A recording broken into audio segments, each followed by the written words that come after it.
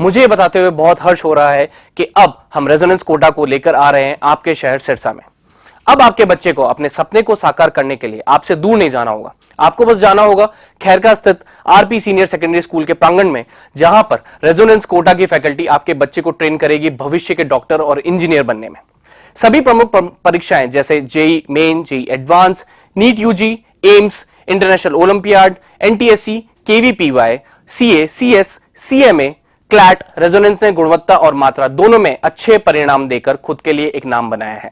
अधिक जानकारी के लिए आप डबवाली रोड स्थित RP senior secondary school visit कर सकते हैं या कॉल कर सकते हैं नीचे दिए गए नंबर पर। अब होंगे सपने साकार। धन्यवाद। देखिए, मैं सुरजेवाला जी की बात से प्रारंभ करना चाहता हूँ। उनकी 55 साल देश में सरकार रही, क्या कभी एमएसपी की गारंटी करने की बात उन्होंने कही थी? पहले अपने गिरेबान में झांक करके दूसरों पर टिप्पणी करना चाहिए। मैंने आज अखबार में पढ़ा था, मुझे ठीक पता नहीं है उन्होंने क्या कहा, उनके एग्जैक्ट वर्ड्स क्या थे, पर उन्होंने कहा कि एमएसपी तो बढ़ा दी लेकिन एमएसपी पर खरीद नहीं कर रहे। ये उन्होंने टिप्पणी की। मित्रों, दो तरह से एमएसपी पर खरीद होती है। एक गेहूं चावल की खरीद होती है, रिकॉर्ड दुरुस्त रहे और अगर आपको सुरजेवाला साहब मिलें, क्योंकि सुरजेवाला साहब वकील हैं और शायद मैंने ऐसा सुना है कि वकील बिना पैसे के पैरवी करते हैं तो आधी अधूरी करते हैं, तो उन्होंने आधी अधूरी पैरवी बिना कागजों को देखे की हुई है। 2004 से 14 तक जितनी खरीद गेहूं की हुई, जितनी खरीद चावल की हुई, उसमें 90% ग्रोथ पिछले 9 साल में हुई है। इसलिए खरीद भी बढ़ी और एमएसपी भी बढ़ी है। देश के किसान को, मैं तो खुद किसान का बेटा हूँ, देश के किसान को हर बार एमएसपी इंक्रीज कराने के लिए ज्ञापन देने पड़ते थे, संघर्ष करना पड़ता है। मोदी जी की सरकार आने के बाद में 50% लाभकारी मूल्य मिले, इसको सुनिश्चित किया गया और हर साल 50% से ज़्यादा लाभकारी मूल्य मिल रहा है। 3 दिन पहले ही घोषणा हुई है, आप सबने देखा है। हमने कब, पहले मेरी बात सुन लो भैया, पूरी बात कर लें दो। मेरे को कोई जल्दी नहीं, आपको जल्दी हो तो मैं कुछ नहीं कर सकता। 50% लाभकारी मूल्य देना सुनिश्चित किया। क्या हमने कभी कल्पना की थी कि 2,500 रुपये में बाजरा बिकेगा और बाजरा राजस्थान प्रदेश की सरकार खरीदेगी? वो सुरजेवाला जी को कहना कि पड़ोस में राजस्थान में उनकी सरकार है, जाकर के वहाँ को पूछें कि वहाँ का किसान 1,200 रुपये में बाजरा बेचने के लिए क्यों मजबूर है, क्यों सरकार नहीं खरीदती? हरियाणा की सरकार खरीद रही। और जो है जितने भी ऑयल सीड्स हैं उनकी खरीद जो है वो अलग प्रक्रिया से होती है, नेफेड उनकी खरीद करता है। नेफेड खरीद करने के लिए गारंटी जो है वो भारत सरकार देती है कि जितने रुपए में खरीद की और वापस बेचा, उसके बीच में अगर कोई लॉस होगा तो इतनी रुपए की कम से कम गारंटी भारत सरकार की है। वो गारंटी जब मोदी जी की सरकार बनी थी तब 3,000 करोड़ रुपए की थी। आज वो गारंटी 50,000 करोड़ से ज़्यादा की है। अगर मैं खरीद के क्वांटम को बात करूं तो चने में, क्योंकि ये मार्केट लिंक्ड है, जब जरूरत है तभी खरीद कर सकते हैं। बाकी मार्केट में प्राइस, पिछले बार गेहूं की प्राइस यूक्रेन वॉर के कारण से ज़्यादा थी तो खरीद के लिए गेहूं कोई दे नहीं रहा था। सब वो जिन लोगों को गाली दे रहे थे उन्हीं के गोडाउन में जाकर के बेच रहे थे, लाइन लगा करके। सरकार ने पॉलिसीज को जिस तरह से ट्वीक किया, मैं कृषि मंत्री के नाते भी काम करने का अवसर मुझे मिला है। हमारे देश में तिलहन की खरीद न हो, तिलहन का लोग जो है उत्पादन न करें, इसको डिसइंसेंटिवाइज करने के लिए यूपीए की सरकार ने देश के खिलाफ षड्यंत्र किया था। मैं आंकड़ों की दुरुस्ती के लिए बताना चाहता हूं कि जो ड्यूटी पाम ऑयल पर 75% और 95% रॉ और प्रोसेस्ड की अटल जी की सरकार में थी, शरद पवार साहब ने यूपीए सरकार के कृषि मंत्री होने के नाते उसको 0.5% कर दिया था। उसके कारण से देश के किसान को सरसों का भाव नहीं मिल रहा था, क्योंकि 45 रुपए में पाम ऑयल आ रहा था। हमने उस ड्यूटी को बढ़ाया, उसके कारण से 3 साल इन्हें रॉ हमको सरसों खरीदनी नहीं पड़ी, एमएसपी से ज्यादा में सरसों बिक रही थी। सूरजमुखी के एमएसपी जो है 8,650 रुपए तय हुई और सूरजमुखी की सरसों पे खरीद होगी। इसको देश की सरकार ने और प्रदेश की सरकार दोनों ने सुनिश्चित किया। आप इसके बारे में कहीं किसी को भी संशय पालने की और संशय से फैलाने वालों के कारण से भ्रमित होने की आवश्यकता नहीं।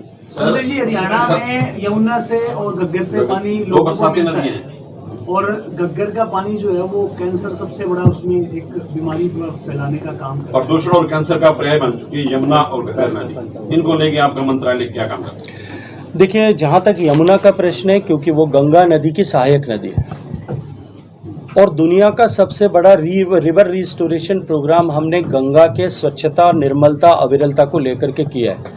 और माननीय प्रधानमंत्री जी ने स्पष्ट मार्गदर्शन दिया था कि जब वो गंगा की बात करते हैं का मतलब गंगा का पूरा बेसिन है। और जब गंगा बेसिन की बात करते हैं तो गंगा की ऑर्डर 1, 2, 3, 4, 5, 6, 7 सारी ट्रिब्यूटरीज आती हैं, जिसमें यमुना भी एक है। उन पहले मेरी बात खत्म किए बिना मत बोलो यार, आप कहोगे जितनी देर रुकूंगा, मुझे कोई जल्दी नहीं है। मैंने कहा उन सारी ट्रिब्यूटरीज पर हम एक साथ पहले गंगा के एक मेन स्टेम पे काम कर रहे थे।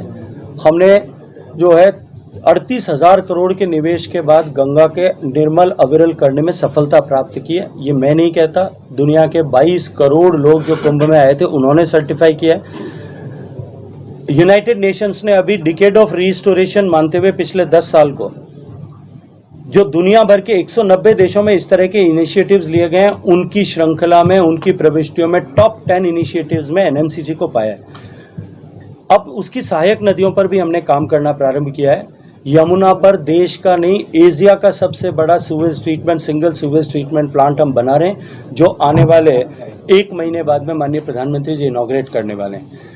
यमुना पर सीवेज ट्रीटमेंट करके उत्तर प्रदेश की रीचेज में उसको ट्रीट करके उसका पानी जो है वो रिफाइनरी को मिले, इसके ऊपर भी व्यवस्था की है ताकि नदी पर कम से कम पानी का बोझ बढ़े। और इससे आगे बढ़ करके पूरी दुनिया की नदियों में जब पानी होगा तभी वो पोल्यूशन से मुक्त रह पाएंगे। तो हम पोल्यूशन से मुक्त करने के लिए यमुना के अपर रीचेज में लखवार, किशाऊ और रेणुका जी में 3 बांध बना रहे हैं। और उन बांधों को पूरा होने के बाद में यमुना नदी में जिस तरह से गंगा में निरंतर प्रवाह रहता है उतना प्रवाह हमेशा रहेगा। और जब प्रवाह रहेगा तो निश्चित रूप से यमुना जो है वो स्वच्छ रहेगी। हालांकि ये सारे विषय राज्य सरकारों के विषय हैं, राज्य सरकारों को इसके ऊपर काम करना है। घग्गर नदी पे भी प्रदूषण की अगर चुनौती है तो नेशनल रिवर कंजर्वेशन डायरेक्टरेट की स्कीम्स के माध्यम से हरियाणा सरकार अगर उसके लिए अप्रोच करेगी, निश्चित रूप से हम उसके ऊपर भी काम करेंगे। सर अरविंद केजरीवाल और उनके जो तमाम जो मंत्री हैं बार बार कह चुके हैं कि जो नेता बीजेपी की बात नहीं मानता उनको ईडी या सीबीआई का डर दिखाया जाता है। जैसे कि वो हवाला भी देते हैं कि मनीष सिसोदिया को शराब घोटाले में फंसाया गया। मित्र, मैं आपसे एक प्रश्न करना चाहता हूँ। ये देश में परिपाटी बन गई है कि जो भ्रष्टाचार के आरोप में जेल जाता है वो एजेंसीज को दोष देता है। लेकिन देश में इस बात को हम सबको शायद संवेद स्वर से स्वीकार करना पड़ेगा कि भारत में न्यायपालिका स्वतंत्र भी है और सशक्त भी है। वो जब सत्येंद्र जैन साहब जेल गए थे तो पूरे इसी तरह का हा हुल्ला उसको लेकर के मनाया गया था, बजाया गया था, गाया भी गया था। 1 महीने में देश की सारे न्यायालय ने जब उनकी बेल रिजेक्ट कर दी, उसके बाद में पिछले 6 महीने में आपने सत्येंद्र जैन के बारे में एक भी टिप्पणी अरविंद केजरीवाल जी से सुनी है? देश की न्यायपालिका तो स्वतंत्र है, उसको तो अगर भारत की सरकार ने अगर किसी का दुरुपयोग किया तो 1 सेकंड में छोड़ देना चाहिए था। अब मनीष सिसोदिया जी देश के सारे कोर्ट्स में जा चुके हैं और सब जगह से उनकी बेल रिजेक्ट हो गई है। थोड़े दिन रुक जाइए, मनीष सिसोदिया जी का नाम भी बंद हो जाएगा, उसके बाद 2-3 और लाइन में वो आ जाएंगे, तब उनकी चर्चा शुरू हो जाएगी। सर, एक बेटी पढ़ाओ का नारा मंत्री जी, लेकिन महिला पहलवानों को न्याय नहीं मिल रहा है। मैंने अभी पूरे विस्तार से कह दिया, मुझे लगता है आप भूल गए। 1 मिनट सरदार साहब पहले से। शेखावत जी, 9 साल में सरकार की उपलब्धियां बहुत हैं। कर्मचारी खिलाड़ी लगातार सड़कों पर रहे हैं, क्या कहना चाहिए? देखिए, मुझे कर्मचारियों के विषय में, भारत सरकार के कर्मचारी सड़कों पर रहे, मैं इसके ऊपर कहीं आपकी बात से जो है एकात्मता नहीं रखता, ऐसा नहीं हुआ। सुनिए मेरी बात सुनिए, पहले मेरी बात, ऐसा मत करो यार मेरे को। मैं कहता हूँ आप बीच में मत रोको, मैं आप जितनी देर कहोगे बैठूं। जहां तक खिलाड़ियों का प्रश्न है, इस हिंदुस्तान में खेल के जगत का पूर्ण रूपेण रूपांतरण करने का काम माननीय मोदी जी की सरकार ने किया। मैं खुद खिलाड़ी रहा हूँ, मुझे देश के लिए और राज्य के लिए और यूनिवर्सिटीज़ के लिए, सबके लिए खेलने का सौभाग्य प्राप्त हुआ। मित्रों, जब खिलाड़ी पूरा खिलाड़ी बन जाता था ना, नेशनल लेवल पर मेडल जीत लेता था, तब सरकार उसका पहली बार हाथ पकड़ती थी। उसको अपने घर की ज़मीन बेच करके या अपने लोगों से मांग करके खिलाड़ी बनना पड़ता था। ये पहली बार देश में हुआ कि देश ने टॉप से स्कीम लागू की, देश ने खेलो इंडिया स्कीम लागू की और खिलाड़ियों को पहचान करके सरकार उनका हैंड होल्डिंग करके उनको बड़ा खिलाड़ी बनाए। ये व्यवस्था हुई उसके कारण से जितने लोग कंटिजेंट में जाते थे उतने मेडल देश में आने लगे। और रही बात किसानों की, देश के किसानों के विषय में जब कभी भी जहाँ कहीं भी चर्चा हुई है, एक नाम हमेशा लिया गया और वो नाम है डॉक्टर स्वामीनाथन का। अगर मैं किसानों के कल्याण के लिए नरेंद्र मोदी जी ने काम किया इसकी चर्चा करता तो आप कहते हैं कि आप पार्टी के कार्यकर्ता हो इसलिए आप कर रहे हो, लेकिन स्वामीनाथन साहब ने खुद अखबार में आर्टिकल लिख करके कहा कि देश में अगर किसी एक सरकार ने कृषि क्षेत्र के समग्र समाधान और उन्नयन के लिए काम किया, वो मोदी जी की सरकार। देश में किसान कृषि क्षेत्र को देखने का नजरिया जो था ना, मैं एक लाइन में आपको एक्सप्लेन करता हूँ। वो था कृषि क्षेत्र की तरफ देखने का नजरिया, वो प्रोडक्शन सेंट्रिक था, उत्पादन के ऊपर केंद्रित था। क्यों था? क्योंकि हमारे यहाँ खाद्यान्न की कमी थी। पहली बार देश में जितनी चुनौतियां, इन चुनौतियों का कारण क्या था, उसको आइडेंटिफाई किया स्वामीनाथन साहब ने कि ओवर प्रोडक्शन हो गया। आज हमारा, आप जानते हो, चावल का ओवर प्रोडक्शन है, गेहूं का ओवर प्रोडक्शन है। जितनी देश की आवश्यकता है, जितना हम एक्सपोर्ट कर रहे हैं, उससे भी ज्यादा हम उगा रहे हैं। वो चुनौती है। इसलिए किसानी के कृषि व्यवस्था को, किसानी को लाभ केंद्रित दृष्टिकोण से देखने का नजरिया माननीय मोदी जी ने एस्टेब्लिश किया। उसका परिणाम है कि किसान की आमदनी बढ़ी है, और जब देश में किसान की आमदनी बढ़ती है तब पर कैपिटा इनकम बढ़ती है। इसका सर्टिफिकेट तो मुझे देने की जरूरत नहीं है। अभी सर्वे रिपोर्ट में आया है कि 86,000 रुपये जो 2014 में आमदनी थी, वो बढ़ करके आज दुगनी के लगभग पहुंच चुकी है। हरियाणा में गठबंधन की सरकार है। एक मिनट, वो भाई साहब पीछे रह गए। अमित शाह जी की रैली है जी, और आपके संगठन के पुराने भाजपा नेता, मुख्यमंत्री से लेकर अब तक जो भी कैबिनेट मंत्री या राज्य मंत्री जो भी आए, उनका बहिष्कार कर रखा है, वो आते ही नहीं है। तो क्या भाजपा दो फाड़ हो गई है जी शीर्षा के अंदर? देखिए, मुझे लगता है कि हमारे परिवार के विषय में आपको चिंता करने की आवश्यकता नहीं, हम अपने आप कर लेंगे।